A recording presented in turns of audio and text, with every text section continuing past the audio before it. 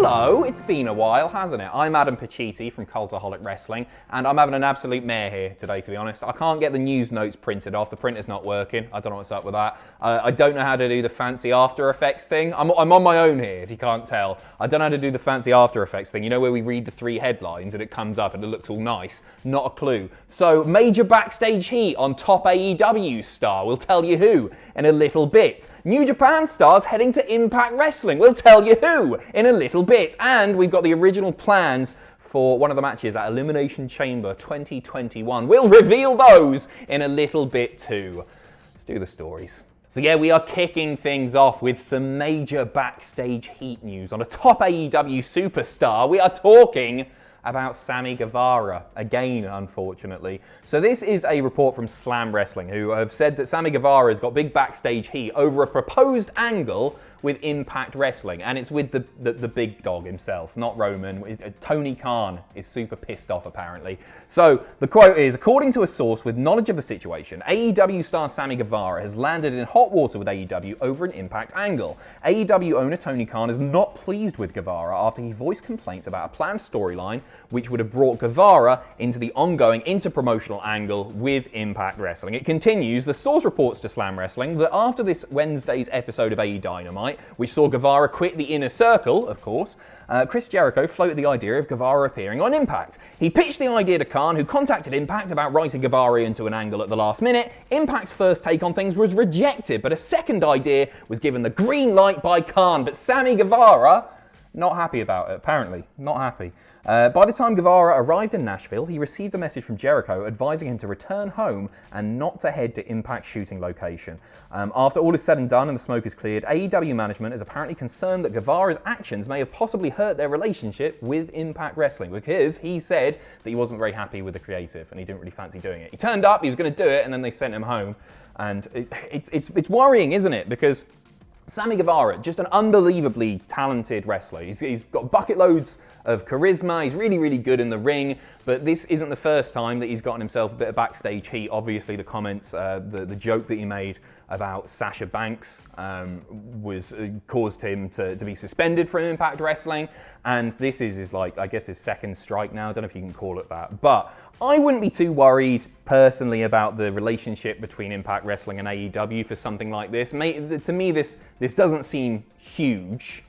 But I think also Impact have a lot more to gain from working with AEW than the other way around. But it's not good. It doesn't reflect well on Sammy. Obviously, we'll give you further updates as soon as we hear them. But it looks like he might be in the doghouse, and maybe, well, we'll see how he does in this little feud that he's got going on now. It looked like maybe he's obviously gonna splinter away, but is it gonna be like a babyface turn or something like that, and then he'll be a top babyface in AEW? We'll find out in the coming weeks, but this might play into it. Speaking of interpromotional shenanigans, 2 New Japan Pro Wrestling stars have been announced for upcoming Impact Wrestling appearances. This took place at the end of last night's No Surrender pay-per-view. Impact Wrestling playing a video package at the end of the show announcing the arrival of, drumroll please, I can't do that, I can't edit, Finjuice. David Finlay, Juice Robinson, Finjuice are heading to Impact Wrestling. And we've got a bit of an update on how this relationship came about, because it's not actually a product of the AEW New Japan relationship that we've obviously seen emerge over the last few weeks, and Kenta popping up and all that stuff. This has been in the works for many, many, many months, and that's a quote. PW Insider reporting, tonight's announcement was the result of a lot of work to repair the frayed relationship between the two companies. Obviously, Impact and New Japan haven't worked together for some time. Previous management apparently screwed it all up, and Don Callis has got on a plane and he's had a lot of meetings to repair that broken relationship, which has obviously been very, very effective. We're told that the Good Brothers being signed to Impact and New Japan having great interest in using them was a huge factor in helping to mend the bridge between the companies. So that makes sense. So we're probably going to see a bit of talent exchange there. Just really, really exciting stuff. Not even from like a dream match perspective. I can name loads of dream matches that I'd love to see with AEW, New Japan, Impact.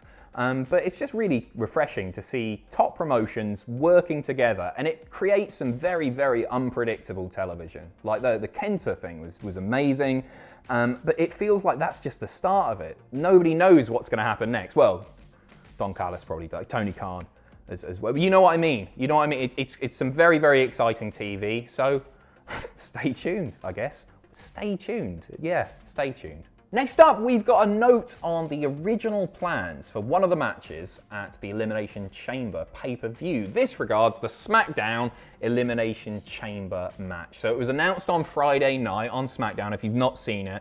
Adam Pearce saying that it's going to be 6 superstars in there, but the title's not on the line. Instead, the winner of that match will get an immediate Universal Championship match on the night, on the pay-per-view. But that wasn't the original plan. So if you're unfamiliar, in the match, Jey Uso, Kevin Owens, King Corbin, Sami Zayn, Daniel Bryan, and Cesaro. Go on, my son. So this wasn't the original plan. Dave Meltzer stating, it's a way to get heat on Reigns. Originally, Reigns was going to be in the Chamber match. That was the original idea, and then I guess they didn't want to do it on both shows or something. Whatever, they wanted to tweak it, so they tweaked it.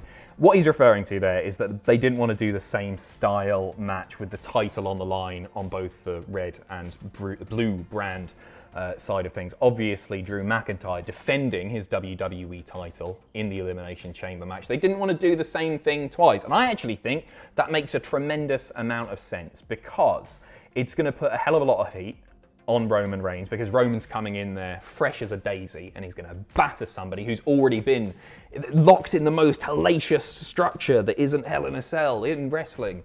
And he's probably going to beat them and he'll look like a total dick as a result of that, but in a good way. But also you're going to get all that sympathy for whatever babyface ends up winning the Elimination Chamber match and then probably getting beaten by Reigns. And then it wouldn't surprise me if we get a rematch there at WrestleMania. They could easily drag that story out quite nicely because of the sympathy that the babyface is going to get after he gets killed by Roman Reigns. So I'd love it to be Cesaro.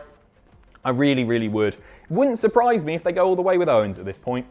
We all thought that feud was over, but it appears not.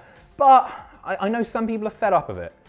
Personally, I'm not. I'm really, really enjoying the character work by Owens, and if it went all the way to WrestleMania, I wouldn't be too disappointed. The matches have all been really good as well, so I'm well up for it. Let me know what you think in the comments below.